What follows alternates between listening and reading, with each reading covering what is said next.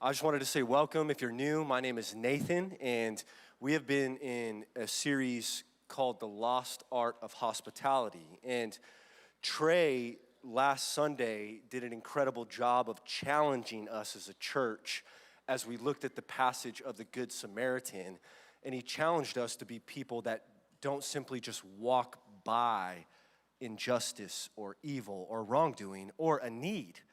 That we want to be people, when we see a need, we want to be a solution for that need.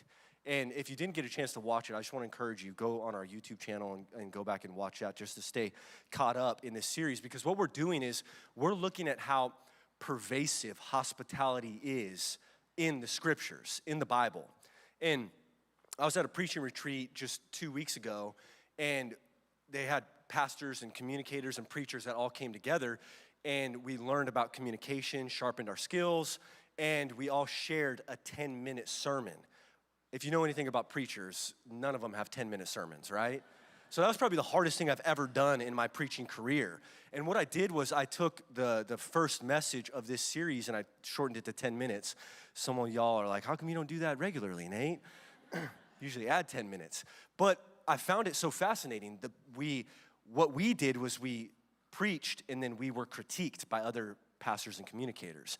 And all of them said, amazing topic, unusual topic, a topic that I'm not used to hearing from the Bible. And this rocked me because I'm like, oh my goodness, how is hospitality not a common or main topic or theme that these preachers know about, that come from our scriptures? And what we want to do throughout the series is we're taking 6 weeks, and this is the third week, and we want to show you how hospitality is the narrative of the scriptures. We see it as the heart of the gospel, and that's what Trey showed us last week. We're going to see hospitality in the Old Testament specifically this morning. We're going to see it in the New Testament in weeks to come. And then we're going to learn about the challenges that we face as the people of God, that we face when it comes to embodying hospitality. And I believe that this series has the potential to change our lives, to change our church, to change our community. Because when we're people that embody and mantle this identity of hospitality, it changes everything around us. Not only our own heart, but it changes everything around us. When we look at the Old Testament, we see that hospitality has been foundational when it comes to the character of God and the commandment of God for his people. We see it in the character of God in just the creation account alone. We see that God is this amazing host, and he's created a world for his most prized guests, us, humans. And he's created this world, and he's made it beautiful. Y'all, we have seats up in the front, all around up here. If you want to just walk up to the front, no worries. I'm sorry, everybody's looking back now. Hey, focus. Everybody, eyes on. God, I said focus, y'all. Turn up here. Unless you have a seat for them, right? God is an amazing host, and humanity is his guest. And he's created this world. He set this table for his people to enjoy. As time goes on, this is what we see about God's people, that they go on to embody an identity, this is unusual for us, as foreigner, stranger, and even alien in a land that is not their own. We see this in the Old Testament. David writes in Psalm 39, verse 12, he's pouring his heart out to God, and he says, hear my prayer, Lord. Listen to my cry for help. Do not be deaf to my weeping. I dwell with you, Lord, as a foreigner, a stranger, as all my ancestors were. Isn't that fascinating? When the author of the book of Hebrews describes faith and people of faith, as he writes about these fathers of faith that lived during the time of the Old Testament, this is how the author of Hebrews writes about them. All these people were still living by faith when they died. They did not receive the things promised.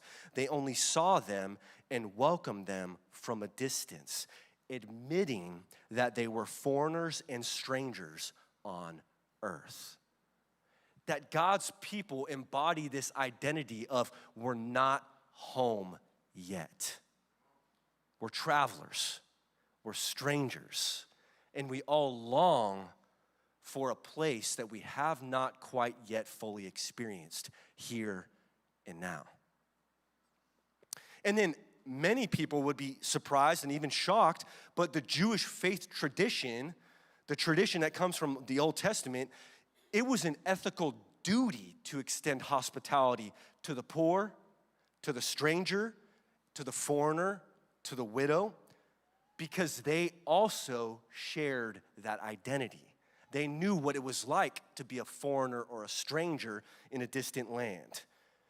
And if we're honest with ourselves, church, the title of foreigner and stranger and alien just doesn't sit well with any of us. It doesn't.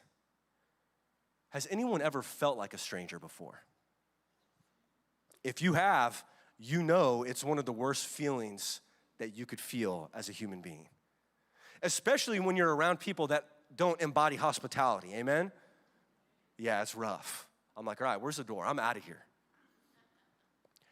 Has anyone ever felt like a foreigner before? It's a hard life. And God knew this. Therefore, God commanded his people to care for the stranger and the foreigner. And many of us have not even realized this, but it's not a request from God. It's not, hey, if you feel like it, you should do this. It's a command from God. And if you've ever felt like a stranger or a foreigner, you know this.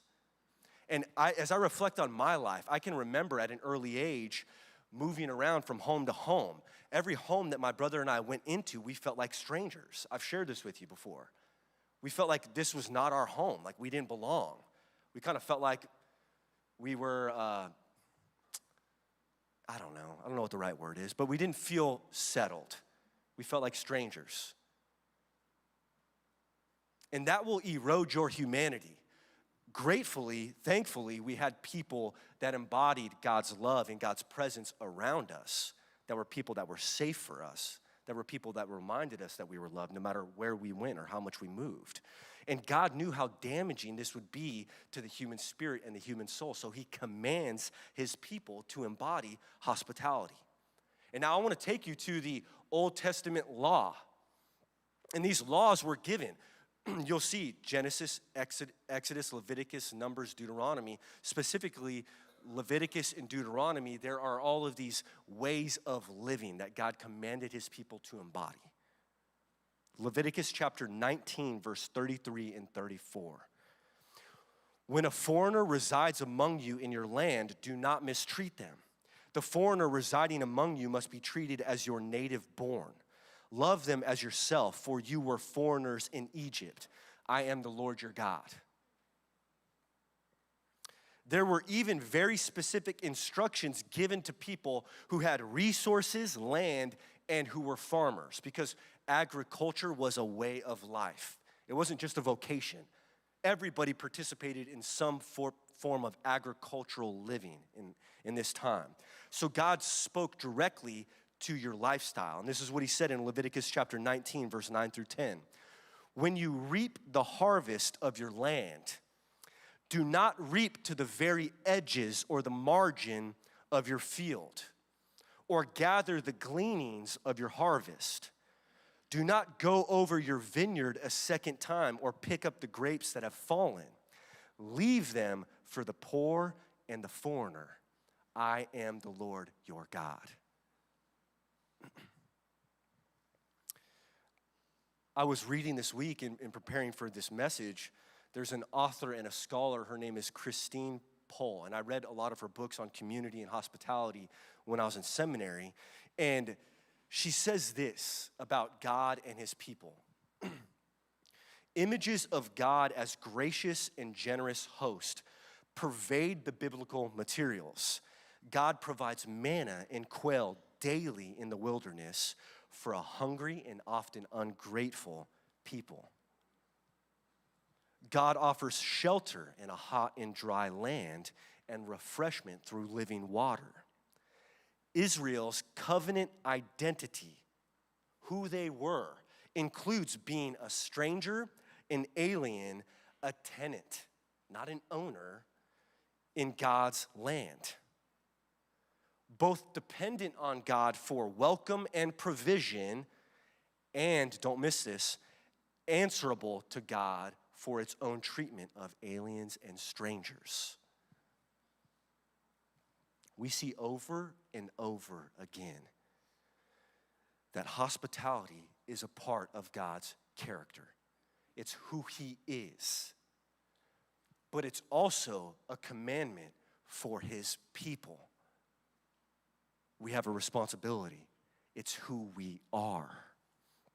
As I was praying and prepping, God highlighted a whole book of the Bible for me. He was like, Nate, I want you to preach this book. I was like, a whole book? On a Sunday morning? I'm gonna need that extra 10 minutes, but all right, Lord, let's do it. And thankfully, it's a short book, and what I'm gonna do is, as I preach through this book, I'm just gonna summarize it and highlight it because God rocked me with this book of the Bible. And the book of the Bible is Ruth. It's Ruth. And for a lot of people, I was reminded that grew up in Sunday school, you know this book.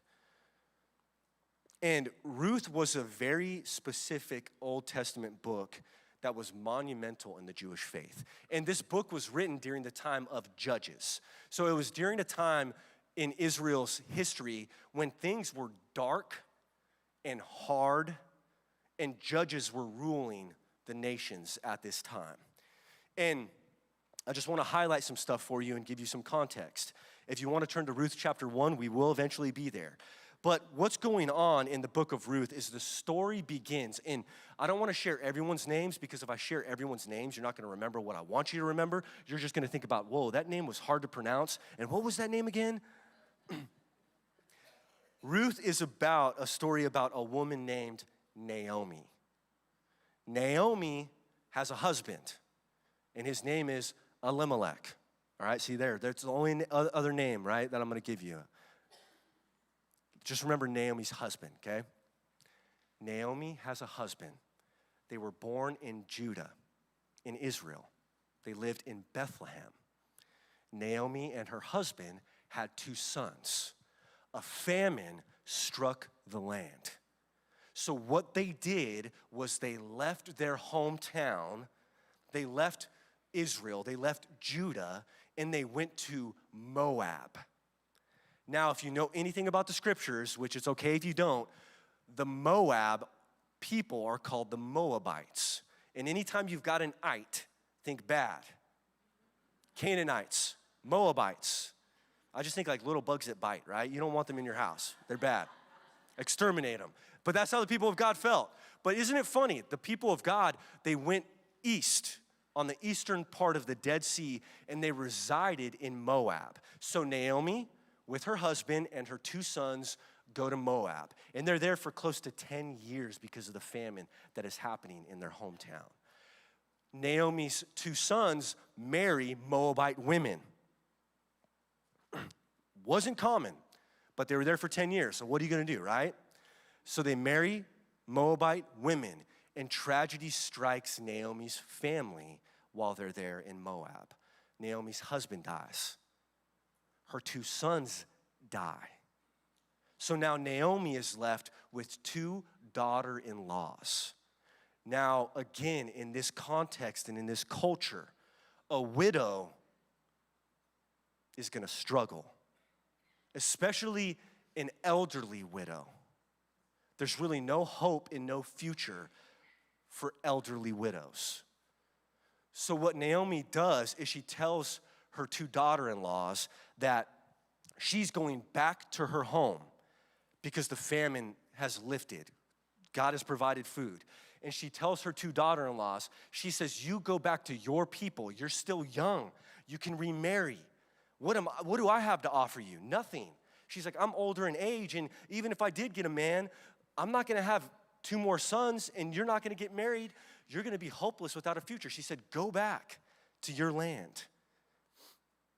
One of the daughter-in-laws obliges, and she says, okay, I'll go back.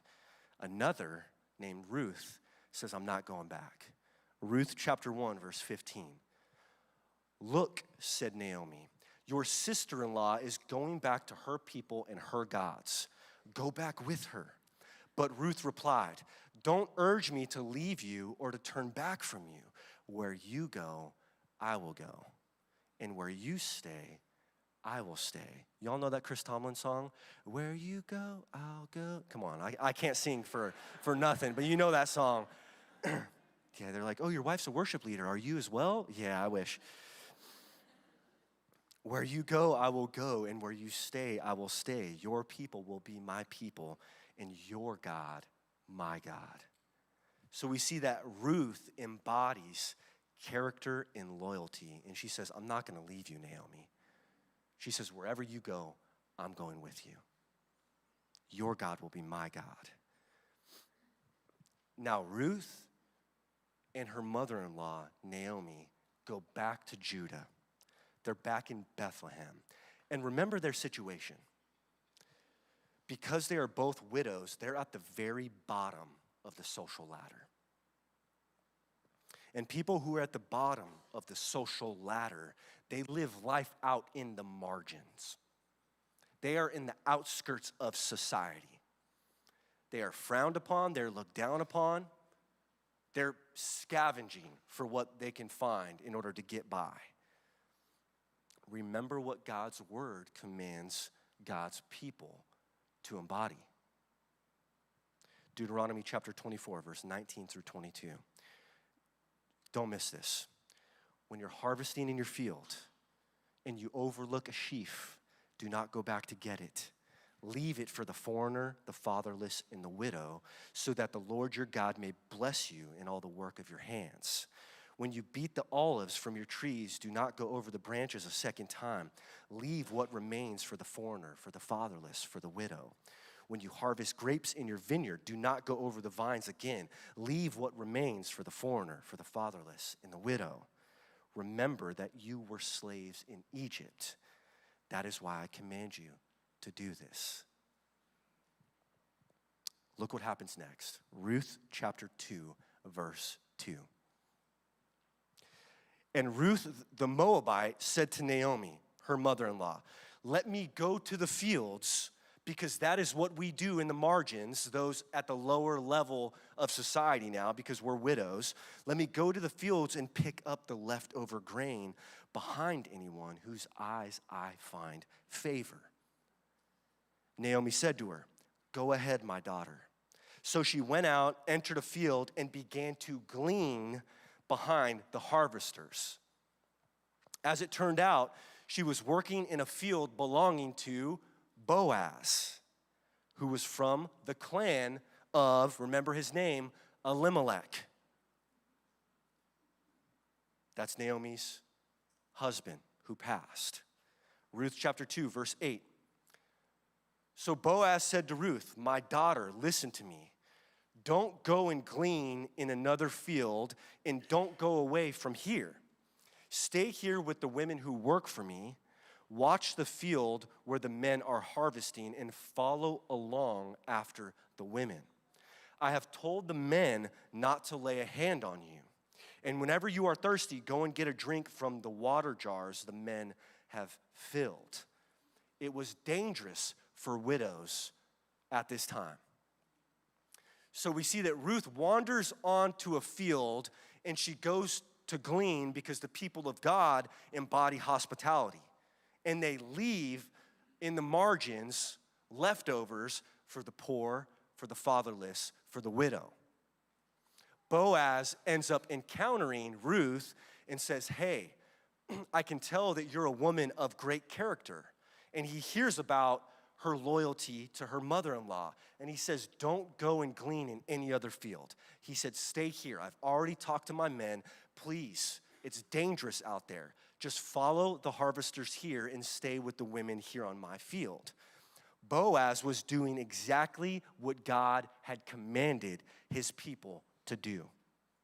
He was living out the calling on the people of God to embody hospitality. Later, Naomi told Ruth that Boaz was actually a distant relative of hers and that he was her kinsman redeemer. This means that Boaz was eligible. They called this man a kinsman redeemer. So if you had a relative who had a wife and he passed away and you were not married, you could take her as your wife and buy their land and redeem their family line and their lineage. Because remember, widows had no future. It was hopeless. So Naomi tells Ruth that he is a kinsman redeemer. And this means that he could redeem and restore the livelihood of both Naomi as the mother-in-law and Ruth as the daughter. I have a question for you. I have a question. Boaz had margin in his life. Boaz wasn't so consumed with his field and his resources and his work that he didn't have any margin in his life. So we see that Boaz literally had margin in his life, in his fields. And because of that, he was able to bless others. So now my question to you, church, is do you have any margin in your life? Because if you don't have any margin in your life, then you don't have any space for hospitality to exist. How do you handle the resources that God has given you? Are you so overwhelmed with holding on to those resources and making more of those resources that you don't have the margin to bless anyone around you? God can't use you. How do you handle the time that God has given you? Are you so busy with the wrong priorities that you don't make time for the right priorities? Or are you so lazy and inefficient with what God has called you to that you just don't have any time or space in your life to do the things that God is really calling you to? Do you have any margin in your life? Well, honey, I'm working how many hours, and I come home late, and I wake up early, and I don't have time to bless these other kids that you're talking to me about that need our help in the community. I don't have any margin in my life. Well, I could barely feed my own family. What do you mean you want me to serve for Hope for a weekend and take a Friday of my work week? I don't have any margin in my life. Yeah, I know I haven't been present with the family. It's because I'm so busy and preoccupied with making sure that we have a home to live in. I don't have any margin in my life. If we don't have any margin in our life, then we don't have any room for God to work in our hearts and in our communities and in our church. Do you have any margin in your life? I know we do. I know we do. We have people in this church who are retired and they haven't slowed down. I know it. I've seen it. I've worked with them. I've traveled the world with them. We have entrepreneurs in this community that literally give up hours of their work week to come and serve this church and our students in this community. We have people that take vacation days in this community to come and serve this church. I believe that we're a church that has margin in its life. We have to have margin in our life. If we don't have margin, it's because we have the wrong priorities, or it's because, hard truth, we're distracted and we're lazy. Boaz had margin in his life. He was such a good steward of all that God gave him that he had even more to bless others with. And here's just the reality. You won't have margin one day.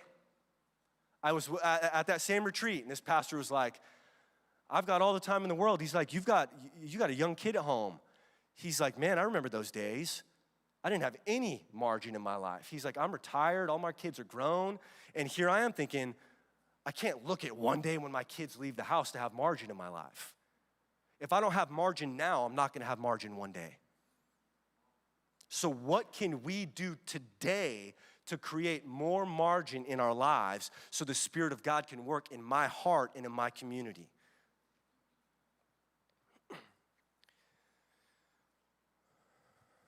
And this is what happens. This is what rocked me. Ruth chapter 4, verse 16 and 17. Boaz becomes her kinsman redeemer, and they're married. And that saves the lineage of Naomi. And Boaz and Ruth have a kid. And this kid goes on to change the world. Ruth chapter 4, verse 16. Then Naomi, the grandmother, took the child in her arms and cared for him. The women living there said, Naomi has a son. And this was just a phrase they used, right? Naomi's the grandmother. But it's a phrase they use to mean that Naomi's family line is alive. And they named him Obed. And if you know who Obed is, Obed was the father of Jesse. And if you know who Jesse is, Jesse was the father of David. Ruth, and hear me, please hear me. Ruth and Naomi were being redeemed. Their family was being restored. But so was Israel. So was the world. God was redeeming the world through the hospitality of one person. If Boaz never had any margin in his life, then Ruth would have never wandered onto his field. And if Ruth would have never wandered onto his field, then they would have never have gotten married. And if they would have never have gotten married, then they wouldn't have had a son. And if they wouldn't have had a son, then Obed would have never have existed, the grandfather of King David, which is a part of the lineage and line of the Savior of the world. His name is Jesus.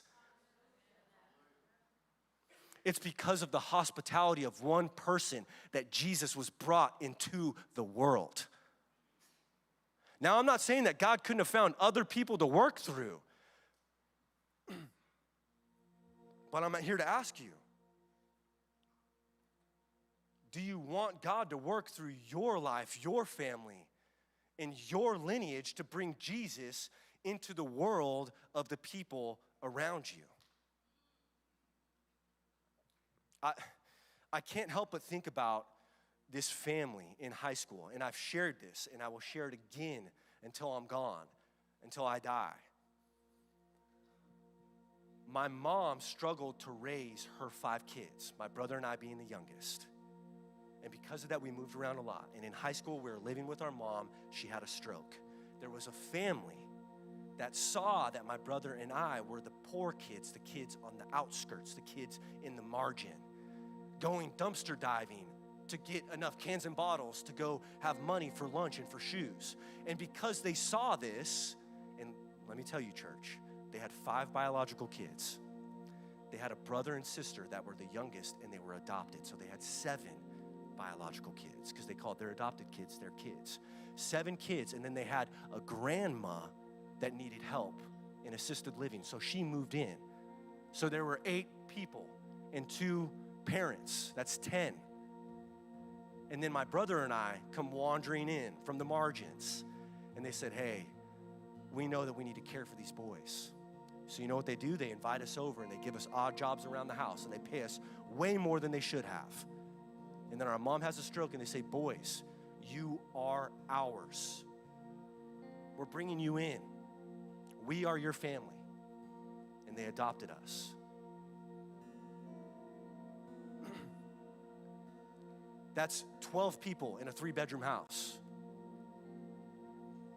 That's a elementary school teacher and a construction worker dad.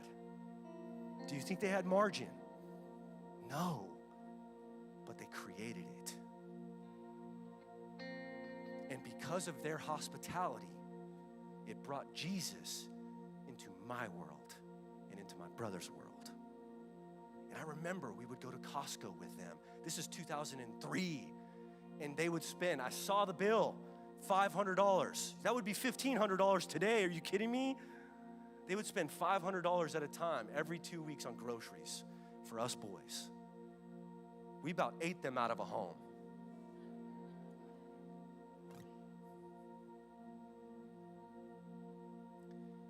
They created margin, and God worked in the margins. Do you have any margin in your life? I promise you, it will bring Jesus into the world of the people around you if you have margin in your life.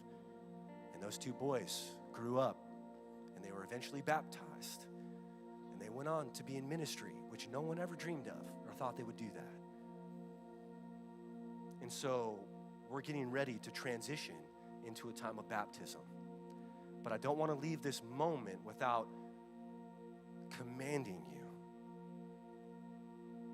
to create margin in your life, because there are people around you that God wants to bless through you, but he can't if you won't create margin. And then what happens is, when we have margin in our life and God goes to work, we have people that encounter the presence of Jesus. And we had 7 people that decided to get baptized. And we're going to celebrate that as a church in just a moment. And I just wanted to say, for anyone that's in the room this morning who hasn't been baptized, and you're thinking, hey, it's not my time yet, I don't need to do that. Baptism isn't something that we need or that we have to do. It's something that we want to do as believers. And now is the time. Now is the time. Be sensitive to the Spirit of God in your life. I'm challenging you to create margin. And if you weren't here 2 weeks ago, I challenged the entire church to invite someone over that they haven't had over yet, over to their house for a meal. That challenge is still on the table. We've got 3 more weeks of this series. And if they're a stranger and you don't know them, don't invite them over to your house, right? Meet them out for lunch. Meet them out for coffee. Hey, I'm kind of joking, but I'm not, right? There are wolves in sheep's clothing, okay? We called to exercise wisdom. But I'm serious. Invite someone over for a meal. Go out with someone for a meal that you have not yet. Well, Nate, I'm so busy. My kids have so many sporting activities. It's hunting season just started. Like, you kidding me? Create some margin in your life. We're doing some work days around our church community so that this place can be a place that is more equipped to serve our community. Come join us. Come join us. Trey challenged us last week. What can you do for someone who can do nothing in return for you? Do something. Let's pray.